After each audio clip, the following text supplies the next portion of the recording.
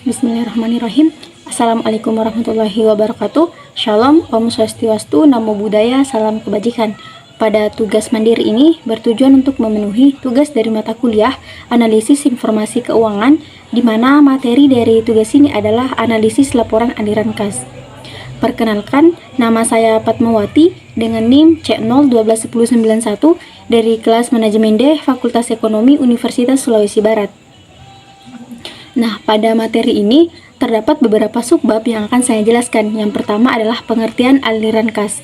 Nah, laporan aliran kas atau arus kas adalah jenis laporan keuangan yang berisi informasi mengenai pemasukan serta pengeluaran kas di dalam suatu perusahaan, di mana laporan ini memberikan informasi tentang arus kas masuk dan arus kas keluar perusahaan dari aktivitas operasional, investasi, hingga pendanaan. Nah, adapun pendapat aliran kas menurut para ahli, yang pertama, menurut Hani 2015, laporan arus kas atau aliran kas adalah laporan yang memberikan informasi tentang keluar masuknya kas perusahaan yang dikelompokkan atas aktivitas operasi, investasi, dan pendanaan. Sedangkan menurut Sukamulja 2019, laporan arus kas adalah laporan yang merupakan mencerminkan aliran kas di dalam perusahaan seperti arus kas operasi, arus kas investasi, dan arus kas pendanaan. Laporan ini memberikan informasi yang relevan mengenai penerimaan kas dan pengeluaran kas pada periode tertentu. Nah, dari beberapa pengertian yang telah saya jelaskan dapat ditarik kesimpulan bahwa aliran kas atau arus kas adalah suatu aliran yang memberikan informasi yang berguna mengenai kemampuan perusahaan dalam menghasilkan kas dari aktivitas operasi, melakukan investasi, melunasi kewajiban, dan membayar dividen. Nah, adapun subbab yang kedua adalah tujuan laporan aliran kas.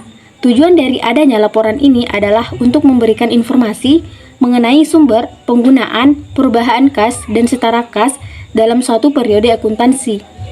Informasi ini disajikan sebagai bentuk pertanggungjawaban dan pengambilan keputusan di masa yang akan mendatang.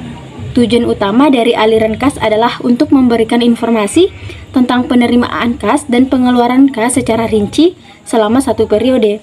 Tujuan keduanya adalah untuk memberikan informasi atas dasar mengenai kegiatan operasi, investasi, dan pendanaan. Nah, sedangkan menurut Horngren dan Horizon, ia menyatakan bahwa arus kas atau aliran kas dirancang untuk memenuhi beberapa tujuan.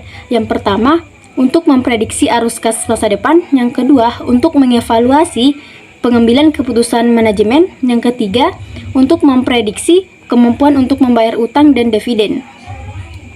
Nah, adapun subbab yang ketiga adalah manfaat laporan aliran kas bagi suatu perusahaan. Nah, laporan aliran kas bagi suatu perusahaan mempunyai beberapa manfaat. Yang pertama adalah untuk memudahkan dalam menilai investasi hingga pendanaan, di mana kemampuan perusahaan dalam menghasilkan kas dan setara kas, serta menilai kemampuan perusahaan dalam membayar dividen secara akurat. Yang kedua, untuk memberikan informasi mengenai arus kas masuk dan keluar perusahaan dari aktivitas operasional. Yang ketiga, untuk membantu pihak-pihak tertentu dalam pengambil keputusan. Yang keempat, untuk menunjukkan kondisi kas perusahaan dalam satu periode. Dan yang kelima, untuk memberikan informasi yang bermanfaat bagi perusahaan dalam mengevaluasi perubahan. Nah, dengan adanya laporan arus kas ini, perusahaan dapat memantau arus kas masuk dan keluar perusahaan serta mengevaluasi kinerja keuangan perusahaan, di mana hal ini dapat membantu perusahaan dalam mengambil keputusan yang tepat untuk meningkatkan kinerja keuangan perusahaannya. Nah, adapun subbab yang keempat adalah elemen-elemen dalam laporan arus kas. Terdapat beberapa elemen dalam laporan arus kas. Yang pertama, aktivitas operasi, aktivitas investasi, dan aktivitas pendanaan. Nah, aktivitas investasi sendiri adalah aktivitas yang mencakup semua aktivitas yang berkaitan dengan operasional perusahaan dan bagaimana perusahaan membayar kewajiban serta mengumpulkan piutang, di mana pengeluaran operasional seperti biaya gaji karyawan, dan pengeluaran operasional lainnya yang merupakan bagian dari aktivitas operasi. Yang kedua, aktivitas investasi. Bagian ini mencakup penerimaan kas yang diperoleh dari penjualan produk perusahaan, di mana aktivitas ini juga mencakup pengeluaran kas yang terkait dengan investasi dalam aset tetap, seperti pembelian mesin baru. Nah, yang ketiga adalah aktivitas pendanaan. Aktivitas pendanaan ini melibatkan perubahan dalam kas dan liabilitas jangka panjang, seperti pinjaman modal dari bank atau investor, di mana aktivitas pendanaan adalah bagian dari laporan arus kas yang menunjukkan bagaimana perubahan pembiayaan operasional dan berinvestasi di masa depan. Nah, adapun subbab yang kelima adalah metode pelaporan aliran kas.